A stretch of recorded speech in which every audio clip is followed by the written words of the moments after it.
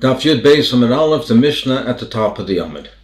Zok the Mishnah, Hamakdish Nachos. If somebody was makdish his possessions, and he didn't specify whether he wanted to go for Bedek Abayis or if he wanted to go to the Mizbeach. And amongst his possessions, there were items that were roy for Gavanas Tzibur. As we'll see in the Gemara, this is a reference to the Ketairos. So what do you do with it? You should pay it to the workers for the wages, for their work. And then what we do with them, we pay to the wages, and then we repurchase it from the new shkalim. Meaning, you have to, over here, you can't just switch it from Bedek Abayis to the Korban Sibur to be used for the Mizbeach. You have to be mechalalit. You have to be mechalalit on moyes which are chulin. And then you have to repurchase it from the new shkolim. You have to use the new Masechet Shekalim. So you can't just use this Ketairos, because even though the person was makdish it, but it has to be purchased from the shkolim, from the lishka, from the donations of the shkolim from the tzibur. And it has to be purchased from the current year's Masechet Shekalim, current year's shkolim. So first, what you have to do, therefore, is you have to be mechalalit. Now, Rabbi Kiva holds you can be mechalalit on the wages of the umnin, of the wages that are owed to the umnin. You can be mechalalit directly on that. Now, even though the wages are a davar shed by mamish, Rabbi Kiva nevertheless holds that you can still be mechalalit on the wages, because, as the Tikkun Chadatin explains, it says Vasuli Migdish. The pasuk says Vasuli Migdish, that the asiyah, the wages, are kodesh. It can be used from money which is kodesh. So therefore, you can pay the wages to the workers, and therefore you can pay it with you can be mechalalit directly onto the money which is owed to the workers, and therefore it becomes chulin, and you repurchase it from the new Masechet Shekalim. So that's what Rabbi Kiva says. Ben Azai argues, and he says you can't be mechalalit on the wages on what is owed to the workers. You have to be mechalalit on money which is chulin. They have to take money from Hektish, from Bedek Abayis, be mechalalit on the avanim, on the stones, and that money becomes chulin. Then you can be mechalalit, and then you can do this whole process and repurchase from the new shkolim. But you can't be mechalalit on the money that is owed. So he says, so that's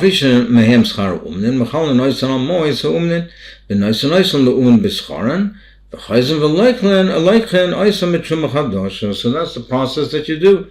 That you have to you set aside money, which is the amount that is owed to the workers. You mechal that money on binyan, on stones, that becomes chulin, and you pay it to the workers for their wages, and then you pay to the workers for their wages, and then you repurchase from the Truma Chadasha.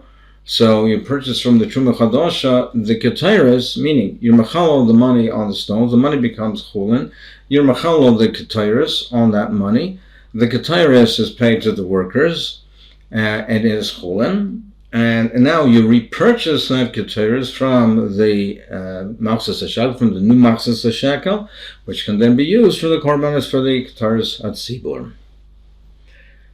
So the Mishnah Vaitra Makdish Nechosav, if one is Makdish, his Nechosim, and he doesn't specify, it goes from Mizbeach or Bedek Abayis, V'haya behen behema ruim al gam Mizbeach, and amongst what he was Makdish, there were animals that would be fit, were suitable to bring as a korban, to be Makdish as a korban in Mizbeach. As a korban in the kevas, they had animals which are both Zecharim and in the kevas. Rabbi Elazar Omer, he says, Zecharim yimachol etzarchei oilois. He says the Zecharim should be sold to a person who needs an oila. Korban oila comes only from Zecharim, from males. So if there's an animal that is a roy for the Mizbeach, now Rabbi Elazar holds that Stam Hektish is Bedek Abayis. So the money has to go to Bedek Abayis. But you can't be poida these animals that you can't be pointed them for chulin. They have to be, if they're suitable for the mizbeach, they have to be used for the mizbeach. So what do?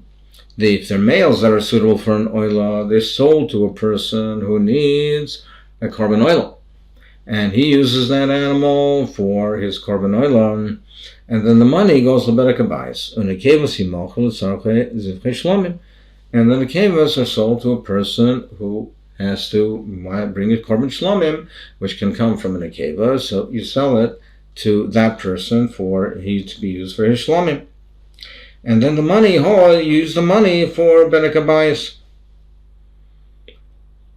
So the mayim yiplu mishana chosim berek habayis, and the proceeds of this sale go with the rest of the nechosim that the person is makdish, and it goes to berek habayis. That's what Rabbi Lezer says. But Rabbi Shua says no. Zachorim asim yikravu oilais. The animals of the roy for the mizbeach, if there is a zachorim, they themselves are sold. They themselves rather are not sold. They themselves are brought as a mizbeach, as a korban. You makriv them themselves.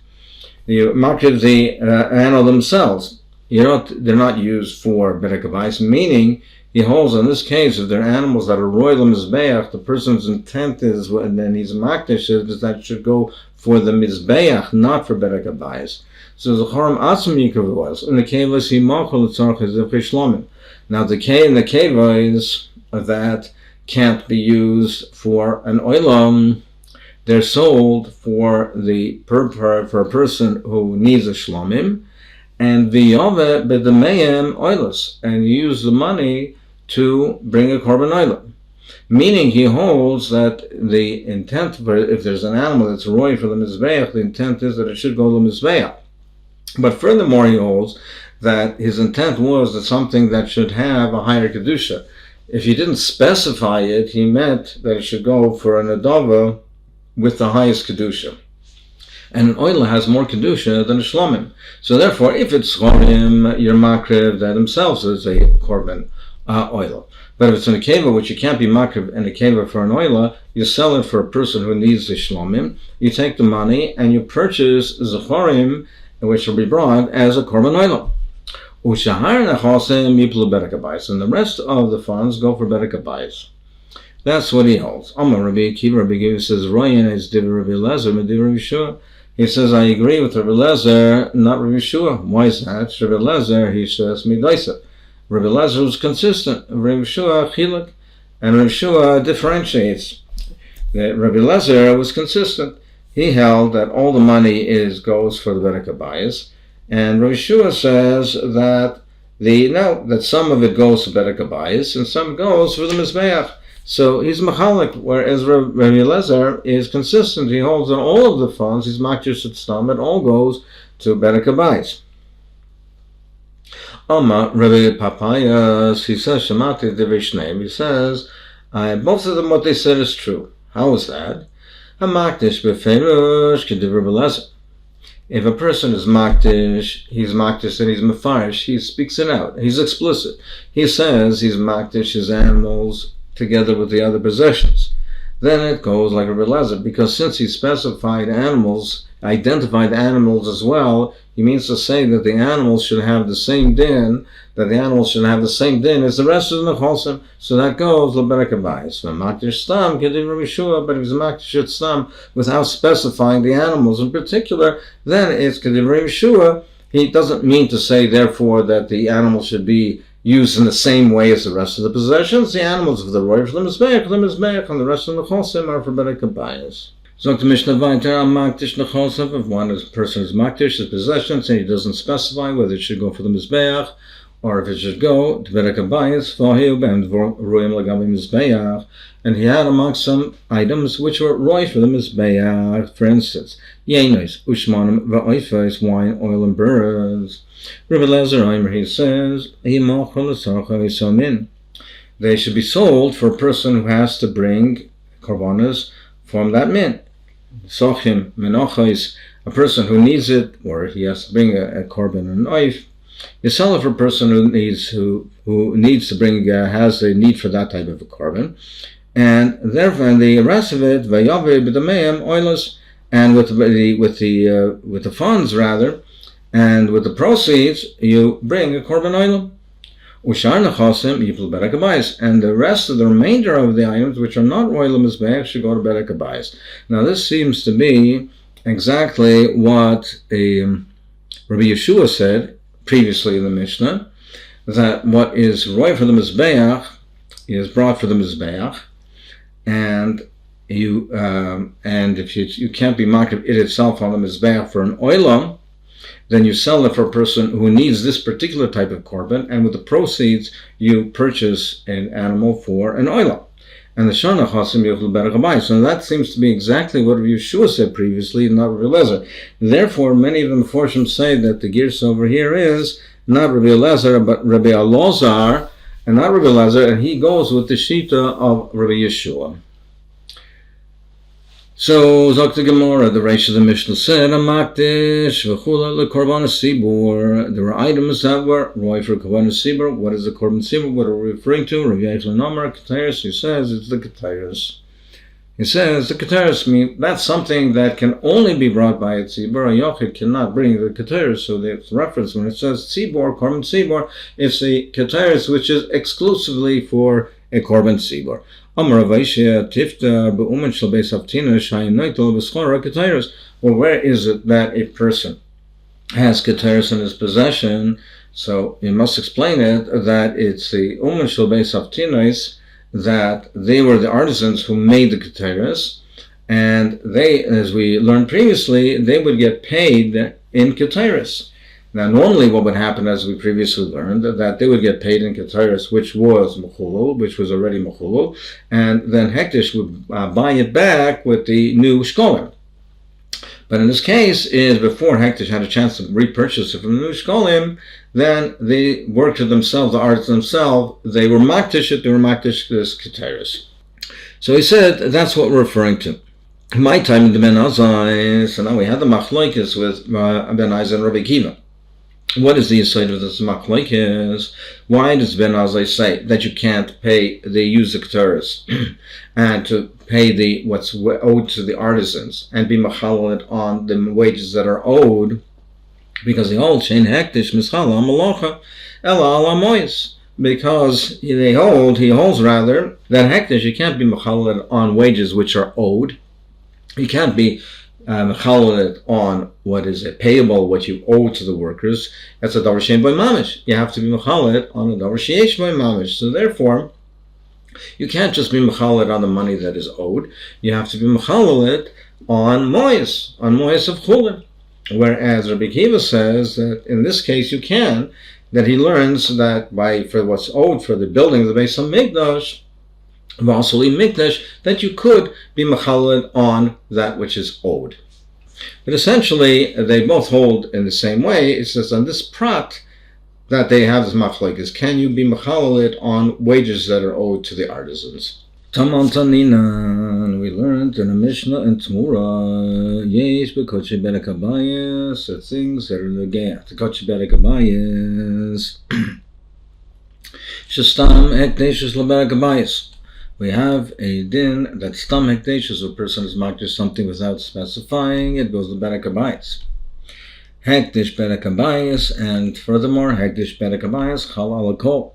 It takes effect on all kinds of things. It takes effect on wood, on stones, on all kinds of things. So that's particular to berek habayis. And there's me'ilah if a person gets hana from it. It's even from things, not only from it itself, even from gidulayim, even from things that grow from them. So, for instance, if there's a milk that comes from the animal or eggs from the animal, there's a din meal as well. So a person gets a no from his moil, and he has to pay karen chaimish and a korban. Ve'ein behem hanoya lekohanim, and the kohanim could make no part of it, have no ownership, or they have no benefit from it. Now that's not the case of hekdesh mizbeach. By hekdesh mizbeach, the kohanim do get a portion of it, and there are portions that come to the bailam, and there's no mi'ila b'geduleim, and it's not chal on everything. It's only chal on things that are roy lemizbeach. Rabbi Chananya says, so this mission that said that Stam Hekdesh is the Berek Abayis, to Rabbi Lezer, that's the sheet of Rabbi Lezer. It's not Rabbi Yeshua, the Tanin, and we learned in our Mishnah, HaMakdish Nechosam, if a person is Makdish Nechosam and he doesn't specify, and amongst his possession, there were animals that were fit for the Mizbeach. So if it's Chorim Unikevis, if they're both males and females, the males are sold to somebody who has to bring a korban oila, which comes from a zokar. Unikevis Yimachlu Sarachayz of Peshlomim. And then the kevas are sold to a person that has to bring a shlomim. And the proceeds, the money of it, goes to Berek Abayis. So you see that Stam Hekdesh is Berek Abayis. Rav Yechon says, Talmud Rabbi Lezer, he says, what is the reason that we say this? That Stam Hekdesh is Berek Abayis, because the pasuk says, V'ish ki yakdish is basic Kodesh Lashem. If a person is makdish his house, Kodesh Lashem. And what are we dealing with? If you're saying that the pasuk means that he's makdish his house, literally as base site, that it becomes Kodesh Lashem. So in bebeis dira kfar ksiv, it says ve'im hamakdish yigal as base site. It says if the person is makdish, he redeems his house. So we know already that we're talking about a house from the previous pasuk. We mean house over here, basically not in the literal sense. We mean basically his possessions. He makdish all his possessions. That's what we mean by basic Kodesh L'Shem. And it says it's Kodesh L'Shem, which means it goes to Hashem, something which is totally to Hashem. The Kohanim have no part of it, so therefore it means it goes to Stam Hekdesh L'Berek Abayis. Mikan Stam Hekdesh L'Berek Abayis. We see from here in Makor that Stam Hekdesh L'Berek Abayis. Rav Chuna B'Shem Rav. So they're qualifying the machlokes between Rabbi Lezer and Yeshua. B'ma pligin. What do they argue? In what case? It b'makdish nechosim. When a person is makdish his nechosim, his possessions, and he doesn't specify is it going to go for the mizbeach or Berek Abayis. Ava b'makdish edrei. But if it's his flock, not his general possessions, if it's his flock, which I mean only animals, only things that are right on the mizbeach. Then everyone is maida, then it's a mizbeach. Meaning, Rav Zer seems to be learning that the machlokes is that if it's something which has its possessions, something which it has items which are royal mizbeach and not royal mizbeach, and the person didn't specify, do we say he's machalik? He means to say, well, these things go here and these things go there. These things go to the mizbeach. What's royal to the mizbeach, what's royal Berek Abayis, what's not royal mizbeach, what's Berek Abayis. He didn't differentiate, so we're forced to say, do we imply in his words, do we force it into his words that he is differentiating? So that's the machlokes. But if it's only a flock, which is only royal mizbeach, everyone is maida, then it only goes to the mizbeach. Everyone agrees that it's mizbeach, meaning apparently, as some of the Forshim learn, he argues with the previous Makor that Rav Yechon had said that it's based on the pasuk on the Gzeres HaKosov that Stam Hekdesh L'Berek Abayis. He seems to be learning it's based on the Svara. If everything goes to the mizbeach, it's only roy to the mizbeach, he means that it should go to the mizbeach. But if he has all kinds of possessions, he has things that are roy and not roy, do we say that he's machalik? And that's the machlokes.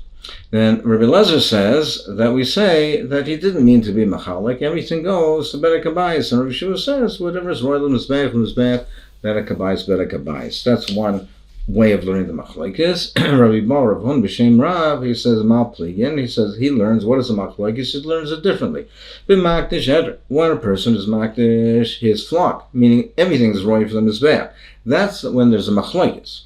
Av makdish nechosim, but if it's possessions and it has both items, kol ha'mamaydish hu Berek Abayis. There, everyone we learn assumes that it's for Berek Abayis. Everyone will say it's Berek Abayis because since they're items which are clearly for Berek Abayis, and he didn't differentiate, therefore he means everything is for Berek Abayis.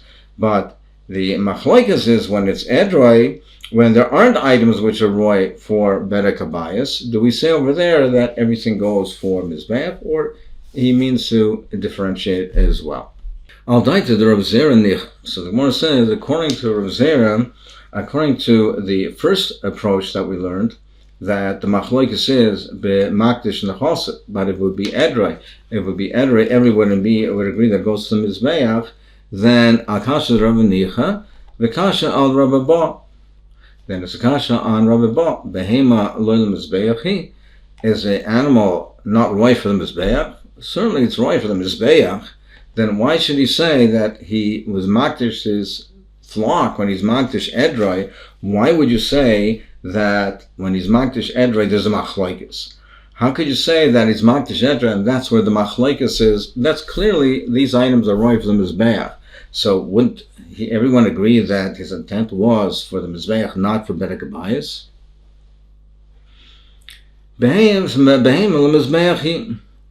Yes, the animal is right for the mizbeach, Gemara answers, but this person didn't specify. So by not saying anything, normally when a person specifies, yes, you're right, that behemoths are right for the mizbeach, but this person is makdish stam, and he did not specify. Normally when a person is makdish behemoth for the mizbeach, he specifies.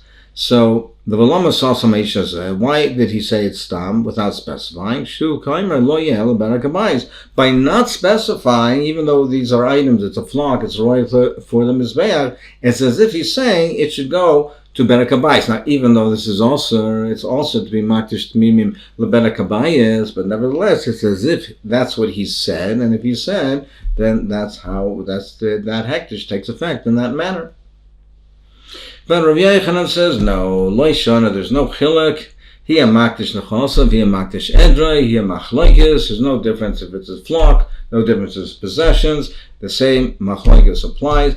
And as we learned before, it's Rav Yochanan Lashit also, he learns that the stam hektish is leberek habayis is based on the xeris hakosav, and therefore he learns there's no chilek, there's no difference if he's makdish the flock, if he's makdish the possession, the same machlokes would apply. So Rabbi Lezer says, stam hektish is leberek habayis, and we sell it, if there's animals, we sell to a person who needs these animals, and then the proceeds are used for berek habayis. Rabbi Chuna b'shem Rabbi Avo b'shem Rabbi Yochanan, they say kosher berek habayis shepayim tmimim, that if you have kosher berek habayis, animals that where a person was makdish for berek habayis, and you're pointed without a mum yotzo l'chulin, they go out and become chulin. Now, even though the kosher berek mizbeach, we cannot be pointed without a mum, but if something only has kosher berek habayis and you're pointed, you could be pointed, and they go out l'chulin and they become chulin. So this will be the topic of the discussion with the next year.